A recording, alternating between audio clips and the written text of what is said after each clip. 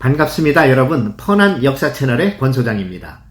조선의 이단아라는 별명을 갖고 있으며 홍길동전으로 유명한 허균을 모르시는 분은 아마도 없으실 겁니다. 그의 천재성과 개방성은 지금은 충분히 공감할 수 있겠지만 유교 사상으로 지나치게 폐쇄적이었던 강시의 시절에 앞서가도 너무 앞서갔기 때문에 크게 모함을 받으며 결국 능지처참을 면할 수 없는 지경에 처해지지만 그의 패밀리 모두는 개혁적이었고 또한 대단한 문학가족이었습니다. 특히 허균의 누나였던 허난설원은 27살의 안타까운 사연으로 세상을 등지게 되지만 그녀가 남긴 유작들은 지금도 근세문학의 베스트셀러로 손꼽히고 있습니다. 슈퍼스타였던 신사임당과 동시대를 살았던 그녀였지만 신사임당에 비해 왠지 저평가된 인물이 아닌가 싶기도 합니다만 시대를 잘못 만나 재능은 뛰어났지만 그토록이나 서글펐던 그녀의 애환을 이 영상을 통해 열어보도록 하겠습니다.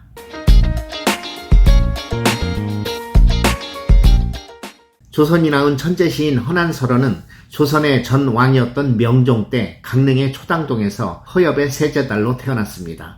초당은 아버지였던 허엽의 호였기에 그 지역 지명이 초당동으로 이름 붙여진 유래가 되었으며 지금은 초당도부로 우리에게 더 잘 알려진 지역입니다. 그녀의 본명은 허추이였고 난설원은 그녀의 호입니다. 난설원의 유년 시절은 아버지 허엽의 관직 생활로 부유하였고 아버지의 개방적인 성향으로 인해 자녀들 모두 글솜씨와 창의력이 풍부했던 것으로 보여집니다.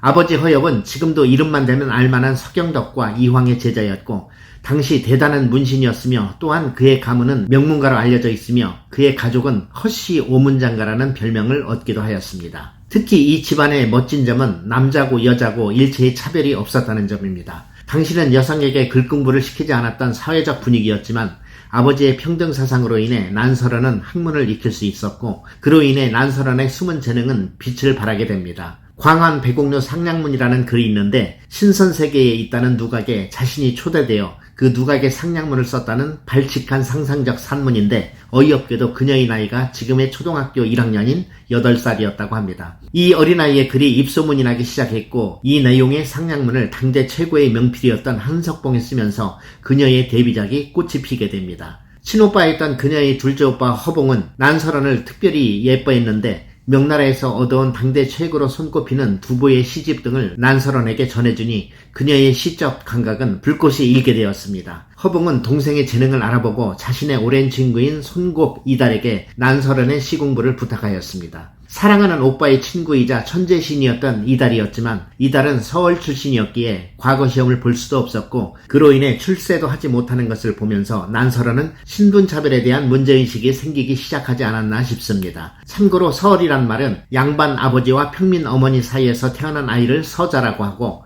양반 아버지와 노비인 어머니 사이에서 태어난 아이를 얼자라고 했는데 이 두 단어를 합쳐서 서얼이라고 불렀으며 이들은 당시 극심한 신분적 차별을 받던 시절이었습니다. 동생인 허균의 소설에 등장하는 홍길동도 아비를 아비라 부르지 못하는 서울 출신으로 묘사되며 세태를 계몽하는 뉘앙스가 강했으니 이 가족은 총체적으로 혁명적 기질이 충만한 분위기였던 것 같습니다. 빛나는 유년 시절을 보냈던 난설원은 14살에 시집을 가게 됩니다. 그녀의 시댁은 명문가인 안동김씨 집안의 거대문벌 종갓집에 맏며느리로 들어갔으니 개인 인생도 천재적 재능도 거의 문을 닫아야 한다고 봐야 될 겁니다. 그도 그럴 것이 그녀가 시대적 운이 없었던 게 조선 중기까지만 해도 혼례를 치르고 남성이 처갓집에 들어가 사는 남기여가 풍습이 보편적인 관습이었습니다.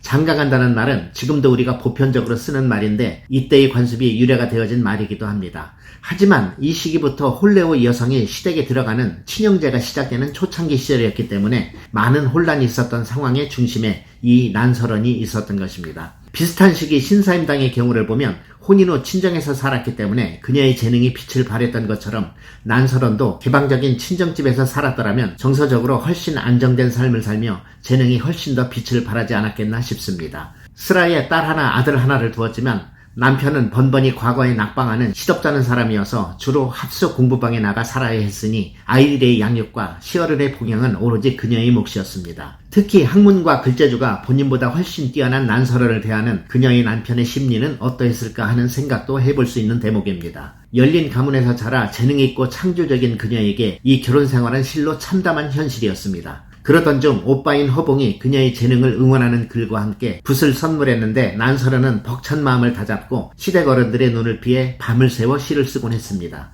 공부에 재능이 없었던 남편은 밖으로 돌며 끝내 바람을 피우고 다니니 난설어는 남편과의 결혼 생활에 기대를 접고 시에 몰입하게 됩니다. 빈부의 격차와 시대적 모순, 그리고 신분차별 등에 관한 비판적인 시도 이때 쏟아내게 됩니다. 물론 그녀의 모습을 보는 시어머니의 눈길이 비난에 가득 찼을 겁니다. 그런 상황 가운데 그녀에게 감당하기 어려운 극한 비극이 연거품 찾아오게 됩니다.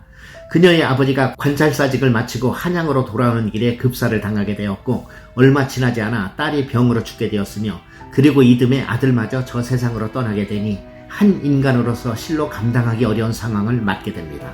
두 아이의 무덤 앞에서 그녀가 피를 토하듯 쓴 시가 있으니 그 시가 곡자라는 시입니다. 작년에 사랑하는 딸을 잃었고 올해에 사랑하는 아들을 잃었네.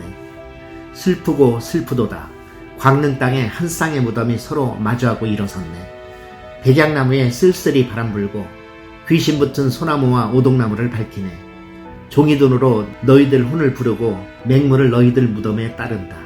알고 말고 너희 남매의 혼이 밤마다 서로 따라 논이는 것을 비록 뱃속에 아이가 있은들 어찌 장성하기를 바랄 수 있으랴. 헛되이 황제사를 읊조리니 피눈물이 나와 슬픔으로 목이 매네. 그 비통함 가운데 엎친 데 덮친 격으로 그녀는 뱃속에 있는 아기까지 낙태하게 되고 정신적 지주였던 오빠인 허복마저 객사하고 맙니다. 게다가 하나뿐인 동생 허규는 반대파의 탄핵으로 귀양을 가게 되었으니 더 이상 삶을 이어나갈 힘을 잃은 그녀는 강물에 몸을 던지며 27살이라는 한많은 짧은 생을 마감하게 됩니다. 그녀는 죽기 전 3가지의 한이 있다고 말합니다. 첫째는 여자로 태어난 것, 둘째는 조선에서 태어난 것, 셋째는 김성립의 아내가 된 것. 천부적인 재능을 타고났지만 날개 한번 제대로 펼쳐보지 못했던 그녀의 생이 그저 안타까울 뿐입니다. 난설어는 허균에게 자신이 쓴 모든 시를 다 불태우라는 유언을 남겼다고 하는데요. 하지만 허균은 도저히 누님을 망각의 저편으로 허무하게 보낼 수 없었습니다. 허균은 그녀의 시를 모두 모아 아버지의 친구였던 유성룡 대감에게 보이며 자문을 구하는데 유성룡은 그 시들을 보고 놀랍다. 이건 여인의 시라고 할 수 없네. 이 시들을 잘 보관하여 후대에 전하도록 하게. 라는 말을 하였습니다.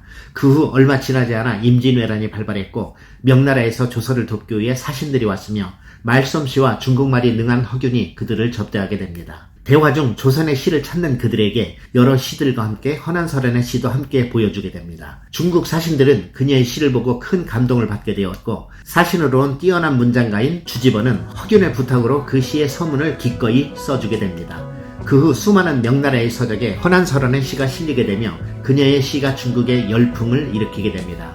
특히 조선시선이라는 책에는 최치원, 김시습 등의 여러 시선들의 시가 실리지만 가장 많은 분량의 시는 허난설현의 시였으며 중국의 많은 문장가들의 극찬을 받기도 하였습니다. 지금도 북경대학교 한국어과에서는 허난설현의 시를 공부한다고 합니다.